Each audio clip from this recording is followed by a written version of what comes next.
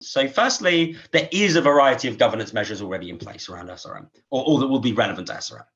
National law, so in the US, for instance, the National Environmental Policy Act, the Clean Air Act, Weather Modification Act, and in other countries as well. There's significant amounts of regulation that would be relevant in an SRM context. Number two, we do have aspects of international law that will be relevant to SRM. So customary international law tends to control transboundary risks of technologies using things like due diligence standards.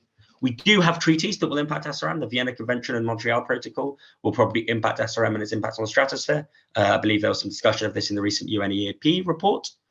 Although some other areas seem somewhat inappropriate for, so the UNFCCC, because of its focus on greenhouse gas concentrations, CO2 concentrations even, will probably seem quite an inappropriate place to do this. Although the Paris Agreement, because it does have these temperature targets baked in, might be more of an appropriate place where we can tackle on SRM.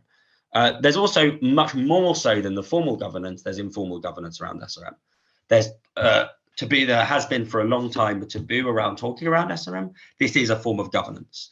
NGOs have often lobbied both in favor and against SRM. So SPICE and SCOPEX were shut down because of the work of NGOs and indigenous groups in lobbying, raising public awareness, things like this.